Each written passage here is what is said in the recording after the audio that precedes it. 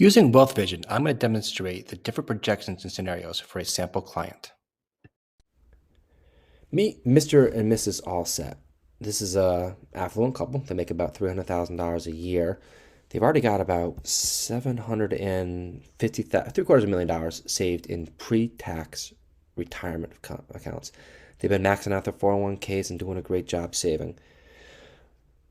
If they continue this path and continue to be all set, by the time they retire at age 65, they'll have about $6.5 million in pre-tax assets.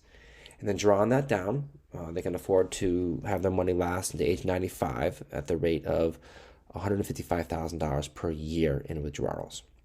So these people truly are all set. If they don't do anything differently, they will have a comfortable, affluent lifestyle. But what happens if they want to tweak the plan a tiny bit? What if they wanted to retire at age 60 instead of 65? Let's see how that changes. They'd run out of money. So they do have to continue to work to age 65. What if, in order to get through those last 5 years of work, they bought a vacation house? Yeah, they could afford to buy a $500,000 vacation house and put another couple $100,000 on a mortgage to, by then their primary house will be paid off. So they will end up running out of money by age 91, but they still will have some real estate assets. So, this plan, I wouldn't feel uncomfortable telling them that they could do the vacation home, but they'd have to make some changes to make it happen. All right. So they truly are all set. They will retire comfortably. But what would happen if they actually met with a financial planner and tweaked some things and took a look at some different projections? So first thing I would say is you are way oversaving. Your balance is not proper. You're oversaving into your pre-tax vehicles. You're going to have a tax time bomb. At age 75, I calculated about $500,000 required minimum distributions.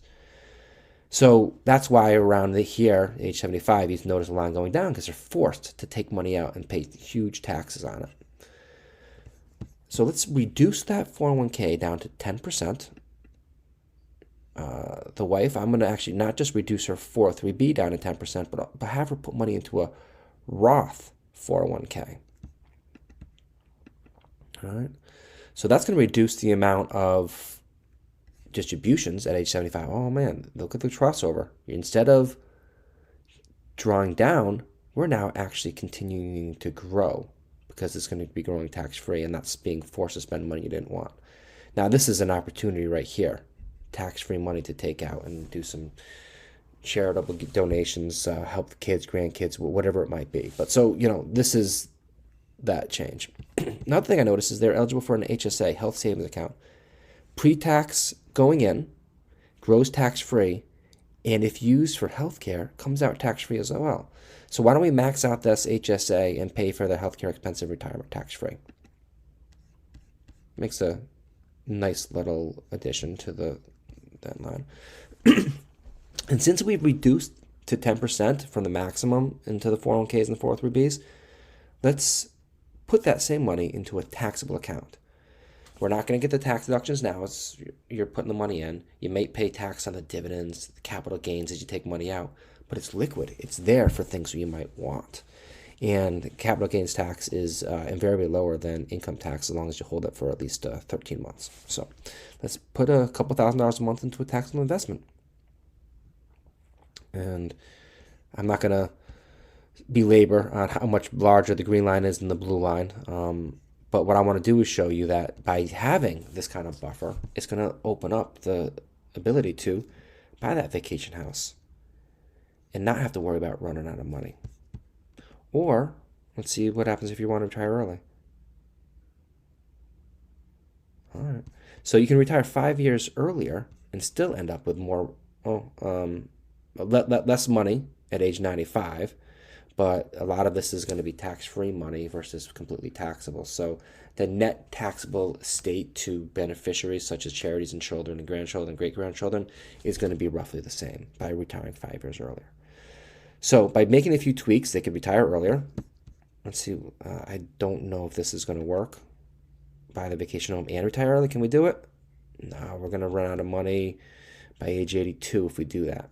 So if this were a client that was making this their goals, what I'd probably do is make these assumptions, maybe see what happens if we work at age 62 instead of 60, or one of the spouses, works per diem, or something to extend this. What kind of things would we have to do at age 60, between 60 and 65, to maximize it?